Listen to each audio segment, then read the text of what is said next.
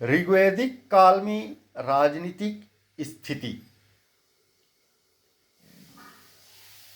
ऋग्वेद में राजनीतिक स्थिति का अध्ययन हम करें तो सामान्य तौर पर हम पाएंगे कि यह एक ग्रामीण संस्कृति थी, पशुपालन पर आधारित संस्कृति थी, कृषि अर्थव्यवस्था पर आधारित संस्कृति थी और प्रशासनिक स्थिति का अध्ययन करें तो पाएंगे कि यह एक कबीलाई संस्कृति थी। इसमें राजतंत्र के लक्षण पर्याप्त मात्रा में विद्यमान थे। राजतंत्र का स्वरूप स्थापित हो चुका था। इस काल में प्रशासन मुख्यतः एक कबीलाई व्यवस्था वाला शासन था, जिसका प्रमुख राजा होता था।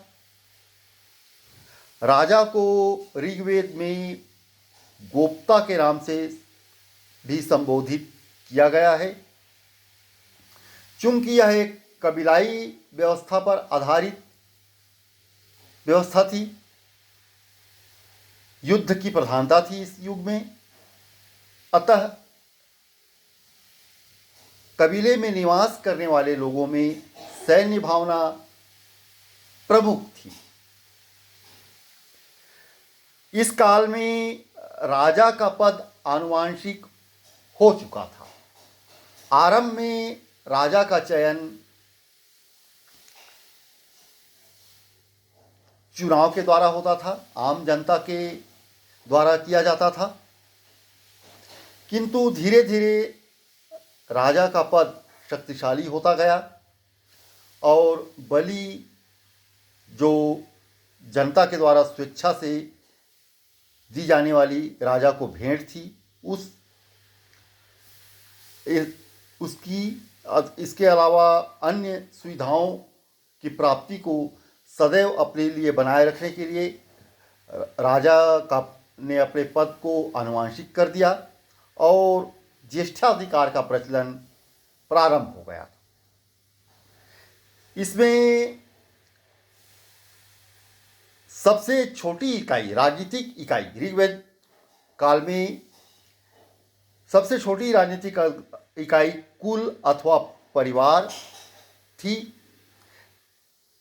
जिसका प्रधान कुलप होता था। कुल अनेक कुलों से मिलकर जो इकाई बनती थी वह ग्राम कहलाता था। यह कुल से बड़ी इकाई होती थी और ग्राम से भी बड़ी इकाई विश होती थी और विश से भी बड़ी इकाई जन होती थी। यह सब राजनीतिक इकाई के अंग हुआ करती थी।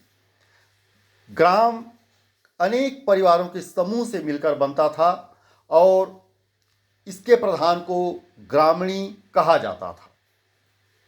विश कई ग्रामों का समूह होता था।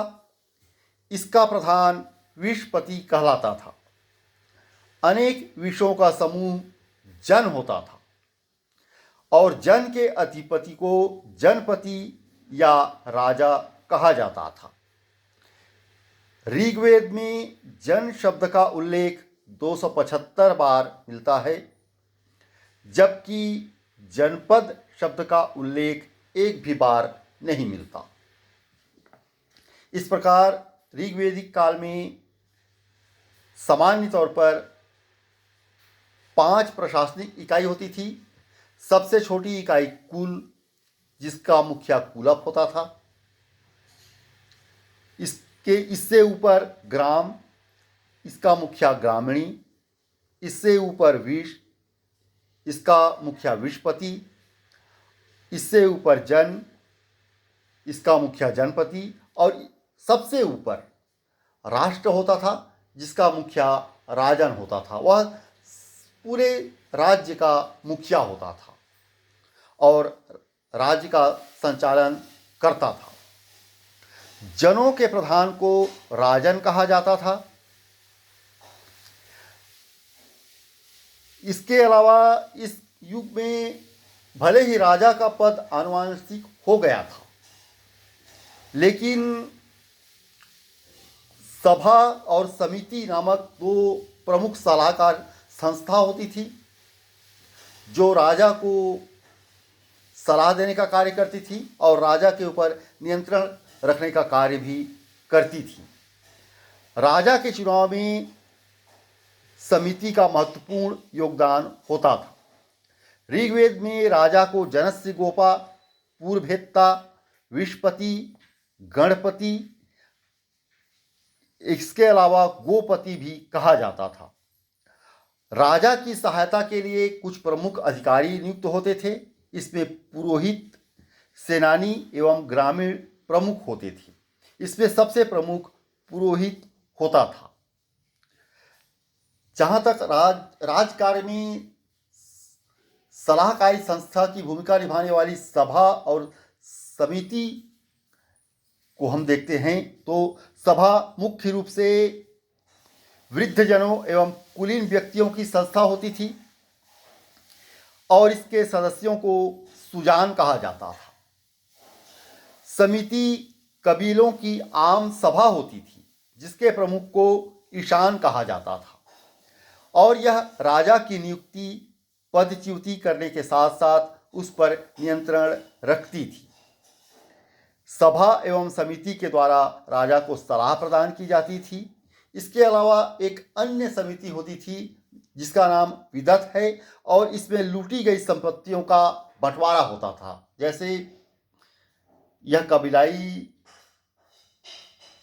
संस्कृति पर आधारित व्यवस्था थी। ऋग्वैदिक काल में एक कबीले का दूसरे कबीले के साथ युद्ध निरंतर होता रहता था, तो इसमें विदत में लूटी गई संपत्तियों का बंटवारा किया जाता था। इस प्रकार राजपद भले ही आनुवंशिक हो गया था, किंतु राजा पूर्णतया निरंकुश नहीं होता था, ऐसा आभास होता है, ऐसा प्रकट होता है। उस पर नियंत्रण रखने के लिए सभा और समिति नामक सलाहकारी संस्था मौजूद थी। राजा भूमि का स्वामी नहीं होता था। भूस्वामित्व जनता के पास होता था और कोई नियमित कर, आरंभ में कोई नियमित कर संग्रह नहीं किए जाते थे। बलि राजा को प्रजा के द्वारा स्वेच्छा से दिया जाने वाला उपहार था। राजा इसके बदले प्रजा की सुरक्षा की जिम्मेदारी लेता था। राजा नियमित या स्थायी सेना नहीं रखता था। भले ही युद्ध की प्रधानता थी, लेकिन राजा अपने लिए कोई स्थायी सेना नहीं रखता था।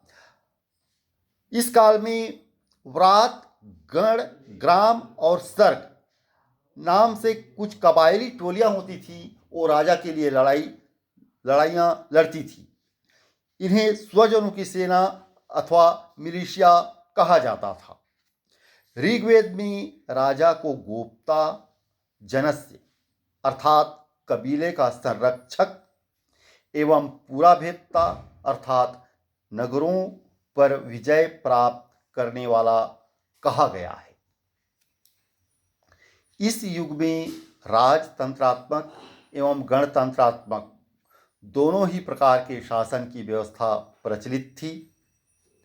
राजा का प्रमुख कार्य कबीले की सुरक्षा सुनिश्चित करना होता था और अपने कबीले की सुरक्षा के लिए राजा का दूसरे अन्य कबीलों से युद्ध होता था, जिसमें और इस युद्ध में कबायली टोलियां उसकी सहायता करती थीं।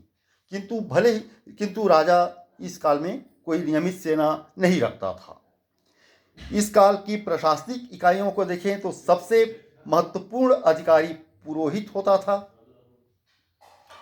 पुरोहित राजा को यज्ञ कार्य में सहायता देता था, राजा को यज्ञ करवाता था। राजा अपने कबीले के लिए विभिन्न प्रकार के यज्ञ संपादित करता था और इसमें पुरोहित उसको सहयोग देता था। पुरोहित के पश्चात सेनानी का स्थान आता था। इसके अलावा कुछ अन्य अधिकारी भी हुआ करते थे, जैसे चरागाह का प्रधान राजपति था तथा लड़ाकू दलों के प्रधान को ग्रामीण कहा जाता था। ऋग्वेद में सभा का 8 बार, समिति का 9 बार, विदथ का 122 बार तथा गण जैसी संस्थाओं का उल्लेख मिलता है। ऋग्वेद की सबसे प्राचीन संस्था विदथ थी और विदथ में ही लूटी गई संपत्तियों का बंटवारा होता था।